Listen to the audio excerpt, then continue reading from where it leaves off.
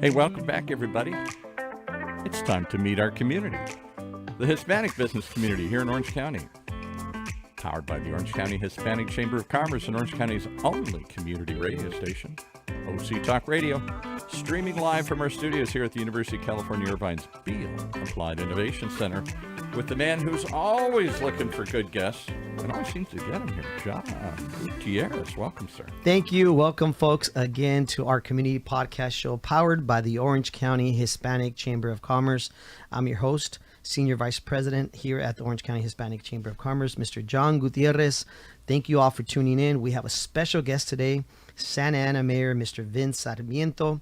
Mr. Sarmiento graduated from the University of California, Berkeley, with a Bachelor's of Science, Economics, and received his Juris Doctorate from the University of California, Los Angeles School of Law, which is, of course, UCLA. More recently, he attended the Kennedy School of Government at Harvard University and successfully completed a certificate program for senior executives in state and local government. Mr. Vince Sarmiento, thank you for being with us here today, sir. Hey, thank you, John. It's great to be here with you and your public. And look, it's a great time. Thank you for the invitation. I love the space. Well, we wanted to briefly just, of course, as everybody knows, we appreciate having you here and all you do in our community. And our show is really about getting to know you and all you do in the community and all you really have done in our community. And of course, what's happening, what's going on. And so first and foremost, I know you're a Santanero, right? From looking at your history, of course, you went to Muir Elementary School, right? And also Sierra.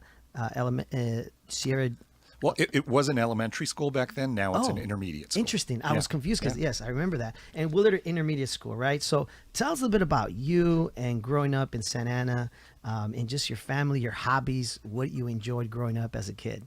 So our family arrived in Santa Ana in 1965, right? And I was a year old. So for all your public, they now know my official age. But we came to Santa Ana, and it was sort of our Ellis Island, our port of entry. And a unique fact for you and all your listeners, I am the first Bolivian American-born mayor of any large city in the United States. Viva Bolivia. Viva Bolivia. So we came from a little bit further than most of the immigrants in Santa Ana because 80% of the demographic in Santa Ana is from Mexico, and another 10% from Vietnam, and another 10% just mixed, right? So it's got a unique demographic, but for me as a Bolivian American, it's a unique history that I share with my friends from Mexico, my friends from Vietnam, and everywhere else because we come from so far, right? And it's right in the middle of South America. So when I got elected as mayor, man, I got so many requests to speak and interview because it was the first time that somebody had risen to a level of political government from Bolivia. And so it was kind of a unique thing. But look, to the extent that I am comfortable eating tortillas and frijoles and hot dogs and apple pie and pho, so yes. We are Santaneros because I think we have such a variety of not just food, but of culture and music, and and look, that's what makes us a beautiful community. A melting pot, right? Right. And for those people that don't know about Santa Ana, you're going to hear a lot about everything going on in Santa Ana today, and all the topics we're going to hit today. Tell us a little bit about where did you get this drive to be the man you are today? Tell us about your parents.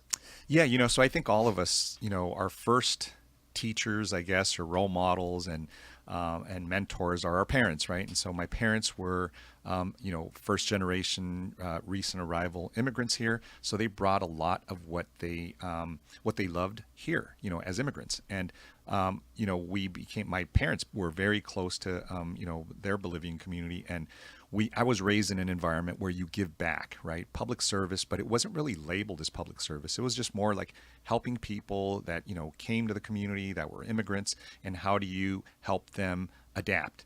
And so that sense of, of public service, I think, stayed with me as I went to, college, went on to law school. Once I finished, I brought, my family, and my family came with me back to Santa Ana because my wife is from East Los Angeles. We met at Berkeley, but it was kind of a culture shock for her. But, East Los Angeles and Santa Ana, not that different, So but what both of us had this sense of wanting to give back. My wife is a public interest attorney. She represents families with children who have disabilities. Okay. And myself, I became a city commissioner because I wanted to do something in addition to my law practice, right? So I think, as a child, you observe certain things and you just realize, we have this responsibility, right, to our neighbors. We have this responsibility to our city and our community.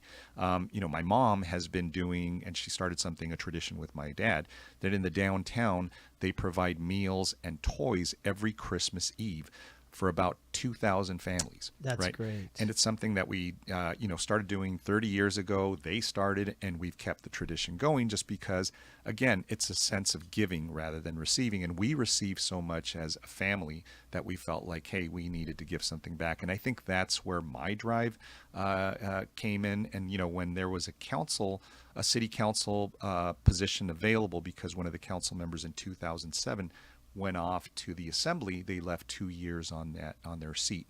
So the council at that time appointed somebody rather than having a special election. So I've been serving as council member since 2007. My term ended in 2020, and that's when I ran for mayor and was blessed enough to get the support of the residents for me to serve.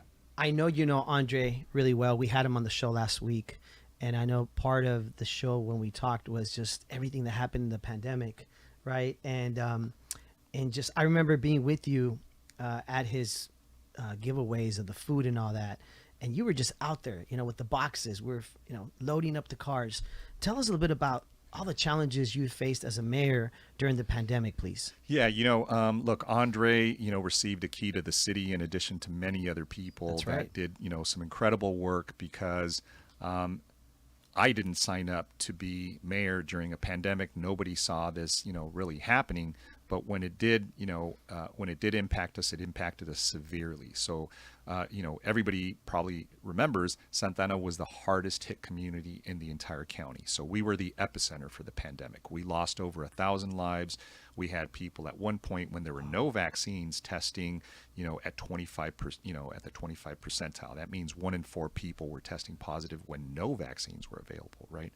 And what to me, I guess, was a moment of reckoning was when I was invited to SB Global, the hospital that used to be formerly Western Med, and I went to go see the trailers full of bodies. Each one of those people represented a son, a brother, a sibling, a parent, and those are really chilling moments. And as mayor, you realize that you have to do something, right? You have to do whatever it is, and it really wasn't in the expectation or the scope of what a mayor is normally supposed to do. But I think people like Andre, other people that, stepped up and said, look, we have to do something because we see people in crisis. So a lot of the food pantry efforts, a lot of the PPE distribution efforts, these were just regular people saying, how can I help? They were blessed enough to be able to help others. And, you saw a community coming together. And, fortunately now, I can tell you, John, Santa Ana now has some of the lowest rates of positivity and some of the highest vaccination rates, which means that the pendulum completely swung to us being the hardest hit to now being one of the safer communities and one of the communities lesser impacted by the pandemic right now. Because as we're seeing spikes, but we're not seeing the hospitalization rates as high. We're not seeing, the death rates as high. And we see that the pandemic, at least in the county, is going back to where it started, which was in the coastal communities. Because if you'll remember back in early 2020, that's where a lot of the infections were occurring. And then you had domestic workers from Santa Ana who were bringing it back to their cities and their homes. And you remember, our families in Santa Ana live in densely populated apartments.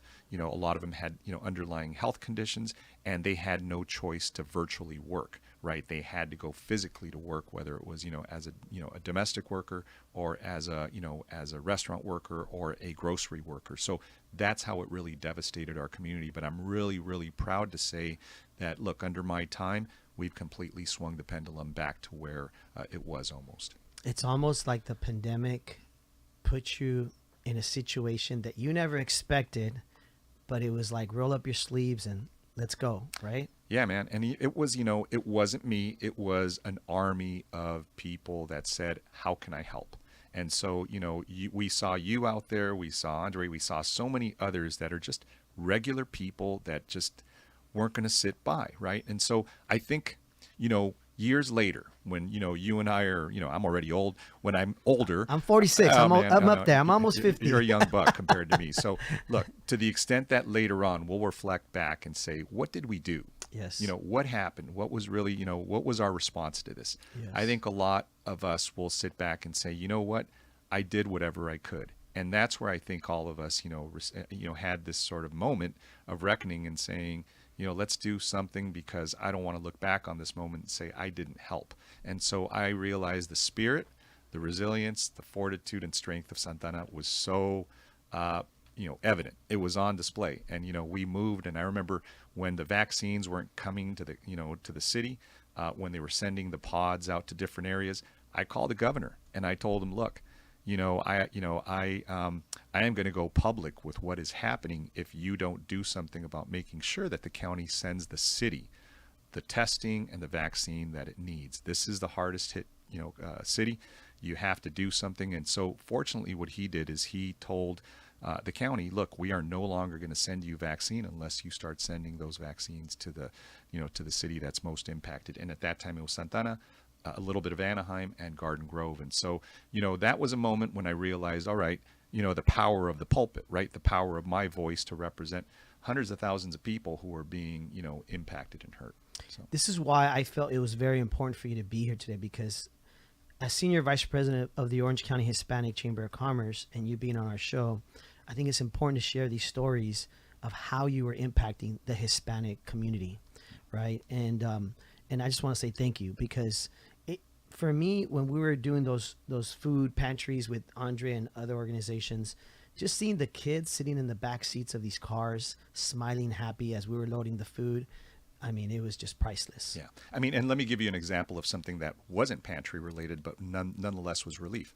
Remember when we were all required to shelter in place and kids couldn't go to school and they were trying to study virtually, right? So we had over 10,000 households that weren't even connected to the internet.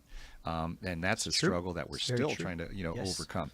And what this one company did, and they're called JFK Transportation. I'm not sure if you heard of them, but they do the bus, Yes. they do the busing of, kids back and forth from school. They put up some vans with mobile Wi-Fi units, and in those neighborhoods where they weren't connected to the internet. How cool is that? Right? And a guy named Kevin Watson, shout out to him. Went to high school with me. Played football with me, by the way, at Century High School. He's a Santanero, Yes, and he's Santanero. still there. And he has his headquarters right in the city. And so he said, Vince, what can I do? Look, I've got these, vans. And he goes, I've got some mobile Wi-Fi. He goes, I'm just going to go park them in these neighborhoods. And kids were connecting and connected as a result of that. Well, to me, those are the stories that maybe you and I and others will go back and say, you know what? He stood up. He's somebody who grew up in the city and realized there is, this is a crisis. I need to do something. And he did what he could. And so that got us through these moments. Well, thank you for that. I think it's important. The old saying says, when I do something good, nobody remembers. When I do something bad, nobody forgets. And it's so true. All this good stuff that happened in the community during the pandemic, it was just amazing. All these heroes. Let's talk about the state of the city. What's going on? What can you share with us in Santana? What's new? What's happening? Yeah. A lot of good things. I mean, in addition to just recovering, from, the pandemic and just, a lot of the closures and the impact. I mean, it was a severe economic impact that the city received. So, when I came into office, there was obviously a recessionary period that the entire country and the state was experiencing. Fortunately, I think we came out of it well. We now have a $40 million surplus in the city of Santana. So Wow. For me, I'm extremely proud of that, because I know that I make no, I'm not shy about saying I am a very progressive mayor, right? Mm-hmm. And my reason for that is that as somebody who grew up in the city, I saw that there was a disparity in resources that people were receiving. And so I saw a lot of people living in multifamily homes and overcrowded conditions that didn't have open space or parks in their area. They didn't have the resources that, many people that are blessed like I am and, we're having. So I wanted to make sure that we leveled the playing field, that we brought resources, as many as we could to those neighborhoods. So that's the way I've tried to govern. That's been my paradigm. And, you can still govern with compassion. You can still govern progressively and still be responsible fiscally. Because, look, I'm an economics major from Berkeley, and I realize that we have to make smart decisions to make sure that resources and people are, have jobs, they receive support, and that we're still able to provide that core municipal service that people need, which is public safety, infrastructure, parks and recreation, everything that makes a city function. And to be able to say at this point, after 2 years, that the city is fiscally very healthy as well as physically very healthy because of, us coming out of the pandemic. It's something that, as I leave, because I'm going to be vacating my seat, I feel very proud, right? Because even though I'm the shortest serving mayor in the city's history, I'm actually following the longest serving mayor who was there for 26 years. That's right. In my 2 years, I think that we were able to compress a lot of good public policy, and my successor will be receiving a city that's, physically strong, fiscally, and, in good health, and hopefully, the city will continue to thrive because we've got great momentum right now. That's great. How do we overcome these challenges of the homelessness going on in the community? I mean, can you share with us maybe some ideas of how we're facing these challenges and overcoming them? Yeah, 100%. So, I mean, homelessness has impacted, Santana, again, more disproportionately than other communities because we are the county seat. So government services are in the city. So we have the Men's Central County Jail. We have the homeless shelter for the county on Yale Street in the city. Okay. And we have a lot of the service providers and nonprofits that are headquartered in the city. So it's been sort of a magnet for the problem. Even though it's a regional problem, we tend to shoulder more of the burden, right? One of the things, unfortunately, we had to do was we had to litigate this issue with the county because we felt that the county is the agency that's vested with the responsibility to address social services, homelessness being one of them, right? And we weren't receiving, and we haven't received the resources. So just to give you an example, Santana pays about $25 million a year to address this crisis, right, of people not having homes. Wow. Those are things that take away from parks and recreation. They take away from, improving our streets and roads. All these things that we should be using those monies towards, we've had to direct them towards addressing this problem. So, we now are in the process of fully opening up what we call our navigation center, and that is on Carnegie Street, right on the east side of the 55 freeway. That's going to house about 300 folks who are experiencing, homelessness, and hopefully provide them with, a safe place to transition into permanent supportive housing, which we've also provided. I've been advocating really aggressively with the state to receive funding because Santana is one of the 13th largest cities in the state. We get direct funding from the state on issues like this. And so we've received monies for permanent supportive housing that we can use towards seeing, you've probably seen some of these underperforming hotels and motels that are really blighted. Yes. We on First Street, I think, right? On First Street, yes. We're trying to acquire. We've already done a few. We're trying to acquire some more and convert those into permanent supportive housing. So as people transition out of the navigation center, they can go ahead and transition into a more stable environment and hopefully transition back into their own apartments, right? Yes. How us being part of the Orange County Hispanic Chamber of Commerce, our focus and our goal is to help our businesses in the community, how we provide them resources and support. What is the city doing to help businesses survive during these hard economic times? Yeah. So, look, my hat's off to you all because, we work closely with the Santa Ana Chamber, but we work closely with your chamber, and the Hispanic Chamber uplifts a lot of the new businesses that are here and some of the ones that are just starting, right? And so many of them don't know how to navigate the banking process, financing, different things, that the city has to offer and the county has to offer. So what we tried to do, and this is one thing that I know during the pandemic we learned, as people couldn't be inside, we opened up, patios for them, and we funded those. So it was basically increasing a person's footprint by twice what they had. Sometimes their patios were bigger than the actual indoor area that they had. It's true. We were about to discontinue those, and people realized, and I objected to it because I said, if you look at Europe, you look at Latin America, everybody has outdoor space. It's just something that's a given. And for us, we have such beautiful weather and climate. Why wouldn't we enjoy being outside? Yes. It's healthier, it's nicer, we're able to interact with one another. So that is going to be a permanent mainstay now. So we see all these outdoor patios that were supposed to go away, and many other cities did away with that. We've decided to leave those in place, leave those there, make those part of our community. So that's one way we're trying to be supportive of businesses. We also have business grants that we issued, and we're going to continue to issue through what we call Revive Santana. And that is monies that we received for COVID recovery from the federal government through their rescue plan. That, in addition to doing what's called there's a program called Emprendedoras, which is trying to inform, provide education to new businesses that are going to be emerging. And they, go through a 10-week course, get I think it's $1,000 grant, so they can go forward and open up their business. Yeah, we used to do something like that with the Mexican Council with our chamber. We used to do like a partnership with them. Yeah. It's interesting, if you mentioned the patios. Our friends, I often go eat at Café Cultura in downtown Santa Ana, our friends there. And I know that's one of the things they talked to me about recently was having the patio made the world of a difference, right? And so that's something they're excited about, keeping that. Yeah, and we're and I should say, our downtown is going through a difficult moment right now because we're building and introducing a streetcar that was that's been over a decade in the making. Right now, unfortunately, the construction has interrupted a lot of businesses there, and that is something that's difficult. It's going to be a great system. It's going to provide a lot of support. It'll bring people into the downtown from outside the city and outside the county, but during this construction period, there is a lot of pain that our merchants are receiving. Fortunately, the city stepped up and has allocated $3 million in business interruption grants.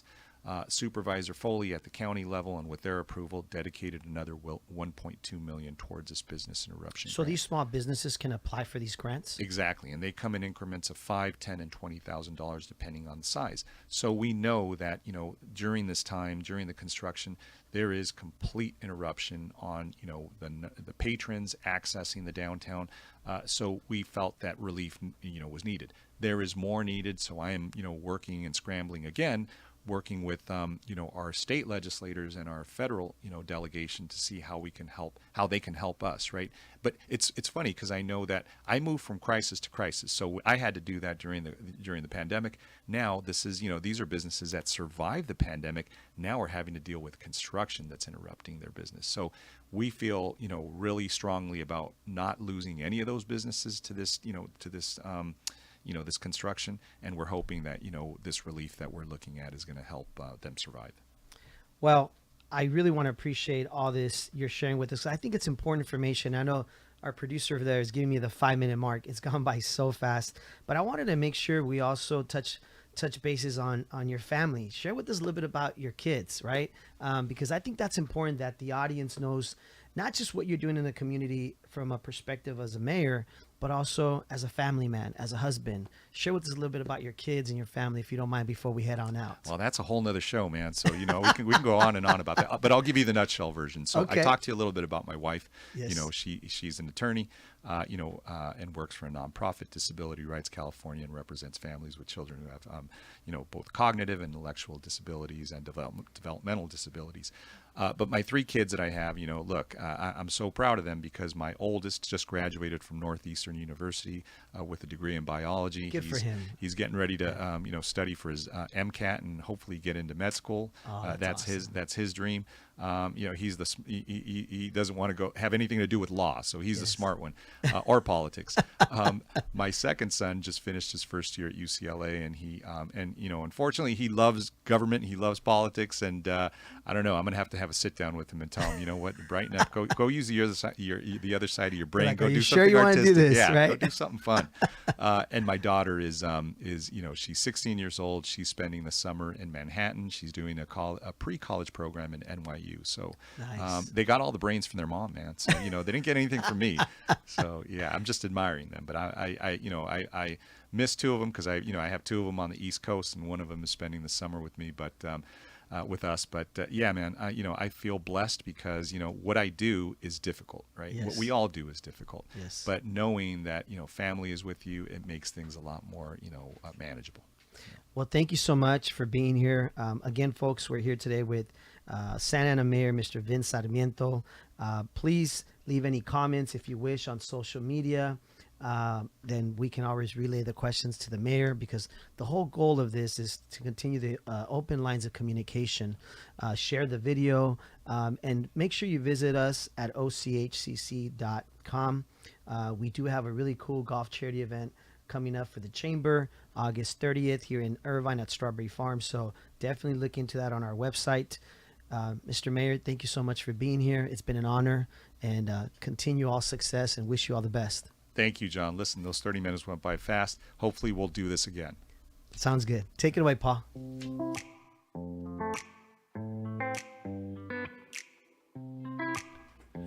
Well, there you have it. Another reason you got to tune in each and every time to meet our community, the Hispanic business community here in Orange County.